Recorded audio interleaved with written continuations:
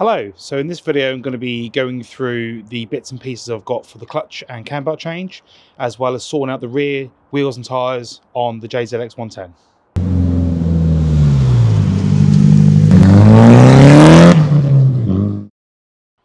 So I'll start off with the clutch bits and pieces, so very well presented out on the workbench. So I've gone for a competition clutch lighting flywheel. I've gone for a extreme clutch stage 2, which is a 6-puck paddle. So this is rated to 850 newton meters, which is I think just over 600 foot-pound. So enough for now and enough to cover me in the future for when I up the power at some point. Obviously supplied new bolts, alignment tool and spigot bearing. I did annoyingly order another one from Wayne, so I've got a spare. Valvoline 75W90 gear oil, .4. I've got a rear crank seal and ARP flywheel bolts. Next up we have everything for the cam belt. So got cam belt kit, tensioners, we've got the water pump gasket, rocker cover gaskets, drive belt, which is a 6PK 1938, if anyone was needing to know what the size is. So I've got a VVTi seal, front crank seal, camshaft seals, inlet and outlet. Got new rubber seals for the rocker covers themselves, 2 core pack cover bolts which I was missing, and then replacement crank and alternator pulley, because mine are the anodized blue Greddy ones and I wanted to get rid of all the colour in the engine bay, well mainly the blue, so these are ready to go on as well. So moving on to the wheels, so I got some 225/40 tyres fitted to the rear CSTs, which are 18 by 9.5, so it's given a nice bit of stretch. Some may not like it. I didn't really want to do that much stretch personally, but I think to get them under the arches, that was the route I needed to go. So let's lower the car and see how it looks. So that's the wheel with the new tyre. So it doesn't actually need much, to be fair. The tread is under the arch, so it just needs lowering. So yeah, much better than what it was.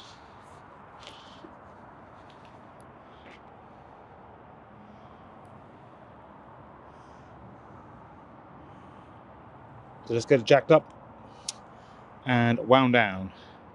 So I know you're supposed to measure from the arch to the centre of the wheel. I'm going to measure arch to the floor just to make things a little easier, and that's 25. So the camera pick up 25, and then the rear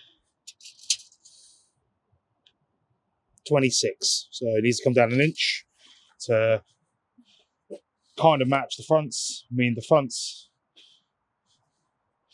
there's still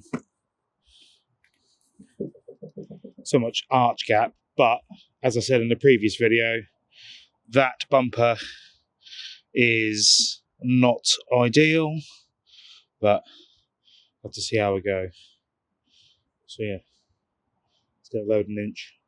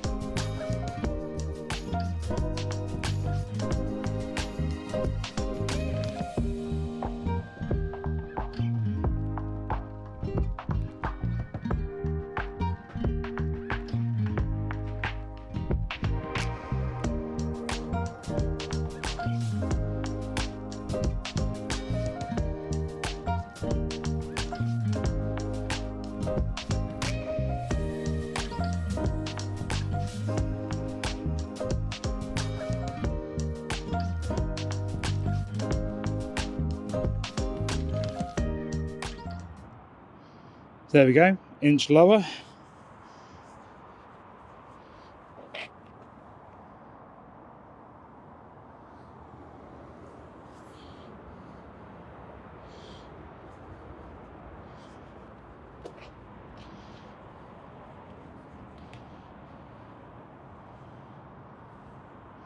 Would love to go lower on the back and on the front, but I just can't at the minute. So yeah, now it looks a lot more equal. Excuse the jack handle. So yeah, go do the other side. This job done. So that's this part of the video concluded.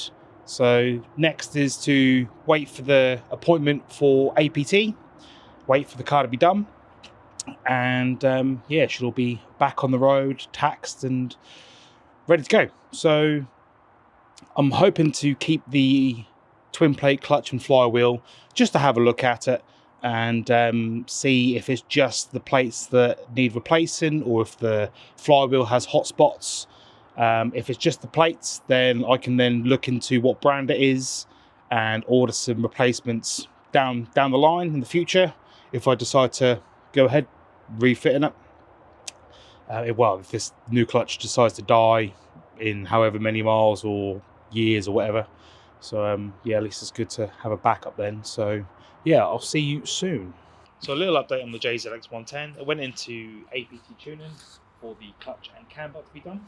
I got about 10 minutes down the road and Gary contacted me to say that the bits that I'd supplied weren't going to fit. I'm going to need extra bits. So yeah, not good news. So I shall go and show you what I've had to order and what it needed. So from factory, the R154 is a pull type clutch, and someone in Japan's converted to a push type. I'm guessing for ease of maintenance. I think heat dispersion is one reason. I don't know the ins and outs. I just know that there's a difference. So forgive my ignorance for that. And so yeah, I've had to contact Garage D. They kindly put together a list of everything that I needed, asked what I'd already got, and yeah, let's quickly go through it. So, slow cylinder. This looks like a hub for the centre of the clutch with some washers and wavy washers and God knows what else.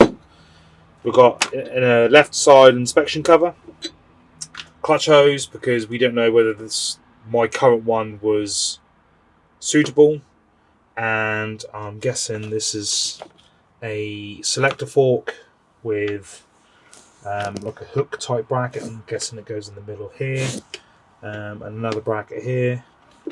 Again, I don't know the ins and outs of how this works. I just now know that it's different.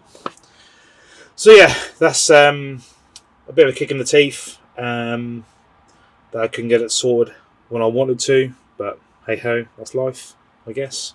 So Gary did do the Cambelt water pump and the seals. I think he said that he couldn't do the VVTi seal. No, he did the VVTi seal. He couldn't do the crank seal because the secondary pulley with the timer marks wouldn't come off. Apparently they're notorious for being stuck on, and he didn't want to risk damaging it. So yeah, crank seal hasn't been done. He said it looked dry, looked alright. So yeah, something I need to bear in mind later on if that was to ever weep. So yeah, it's a bit annoying, a little mini update amongst all this.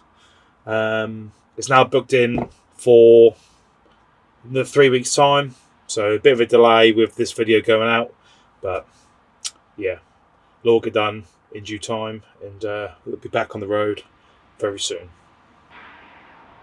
So as you can see, the clutch has finally been changed. So this one was originally an ORC or an ORC, or however you want to pronounce it.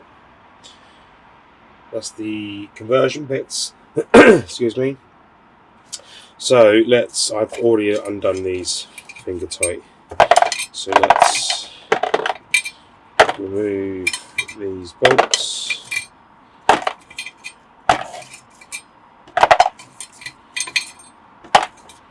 I know the washers are still there, but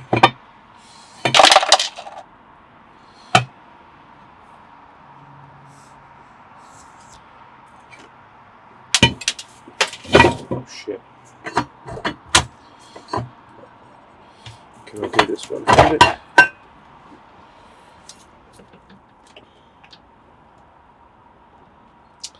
Lovely jubbly. Certainly well used.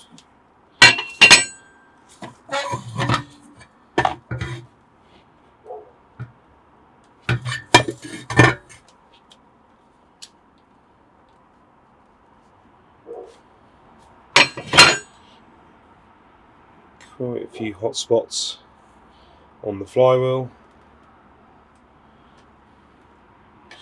So yeah, that is the original clutch of the Mark II. So get these bolts out of the way. So yeah, the new one is about 10 miles or so to drive home. It was absolutely awful. The boiling point is really high. Whether that can be adjusted or not, I don't know. It's something I need to look into.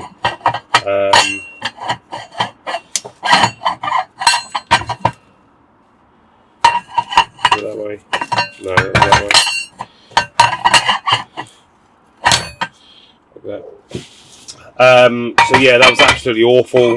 I know it's going to take some getting used to, but hopefully it might be adjustable.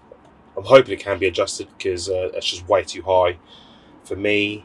Downpipe is now blowing as well, so that now needs investigating. It wasn't blown before, but if it's not been touched in a long time, with it being removed to get the box off, yeah, it may have decided to give up on itself. I don't know. So it's currently blowing. What else? I think that's about it really. So yeah, now to get some miles on the car, get it bedded in, because I ain't got long before Japfest Silverstone, and the car is on a display stand. So yeah, it's going to be a fun daily drive for the next 2 weeks. So yeah, I'll conclude this video, and thanks for watching, and I'll see you in the next one. Before I stop this video, I just want to give a thank you to Gary APT in Norwich for fitting the clutch and for doing the Cambelt at the same time. Thank you to Garage D for sorting out the conversion parts and getting them shipped out the next day. Very efficient, very fast, very helpful. And also thank you to Tarmac Sports and Karuma Factory for initially supplying the clutch and flywheel. Cheers guys.